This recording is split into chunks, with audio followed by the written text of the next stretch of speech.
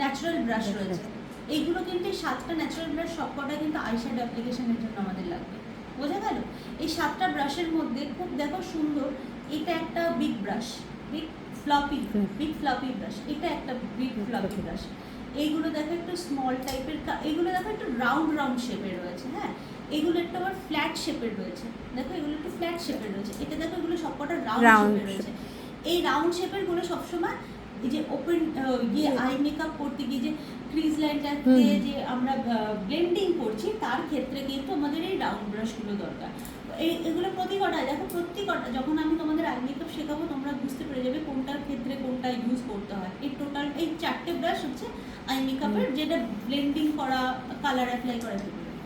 এই দেখো এই দুটো ব্রাশ, এইখানে দুটো ব্রাশ দেখো একটু ফ্ল্যাট গোছের আছে। এগুলো কি করবে, ধরো হাফ কাট পিস করেছো, হাফ কাট পিস করার পরে আর একটা আইশ্যাডো বা আর একটা গ্লিটার ওটাকে জাস্ট ড্যাপ করার জন্য বা ড্যাপ করে করে অ্যাপ্লাই করার জন্য, এটা ব্লেন্ডিং হচ্ছে, এটা দিয়ে ড্যাপ করে লাগানোর জন্য। ঠিক আছে, এই ব্রাশগুলো এইটাকে বলা হয় দেখো পেন্সিল ব্রাশ। দেখো একটু চোখা টাইপের, তাই না? এটা হচ্ছে পেন্সিল ব্রাশ। এটা দিয়ে কি করবে, চোখের নিচের যে জায়গাটা স্মাজ করার জন্য, কারণ এইগুলো তো আমরা তো বরফ দিয়ে করতে গেলে ছড়িয়ে যাবে না, বেশি ছড়িয়ে যাবে ব্যাপারটা। তো এটা কিনা চোখের নিচে স্মাজ করার জন্য, যে চোখে নিচে আই মেকআপটা করা হয় সেটা স্মাজ করার জন্য এই সরু পেন্সিল ব্রাশটা লাগে। বোঝা গেল? ক্লিয়ার হলো? বন্ধ করো, দেখাচ্ছি। এটা দেখো, এটা কিন্তু সিনথেটিক ব্রাশ, এটা ছোট তোমার ফ্ল্যাট ব্রাশ। এই দেখো একটা বড় ফ্ল্যাট ব্রাশ ছিল, এটা দিয়ে আমরা ফাউন্ডেশন অ্যাপ্লাই করছি, ক্রিম বলো, ময়শ্চারাইজার বলো, তোমার প্রাইমার বলো, সবই অ্যাপ্লাই করা যায়।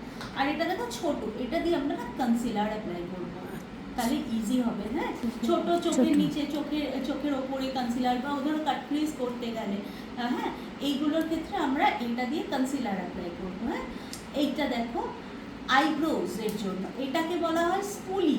আমরা এগুলো সাধারণত আমরা মাস্কারাতে জানি, কিন্তু এটার কাজ কি জানো, আমাদের আইব্রোজটাকে অনেক সময় না এবড়ো খেবড়ো থাকে, ওটাকে ভালো করে আগে ব্রাশ করে নিতে হয়, তারপরে তোমাকে এটা দিয়ে ড্র করতে হয়। এবার দেখো এই ব্রাশটার ইয়েটা দেখো পুরো অ্যাঙ্গেল শেপে আছে।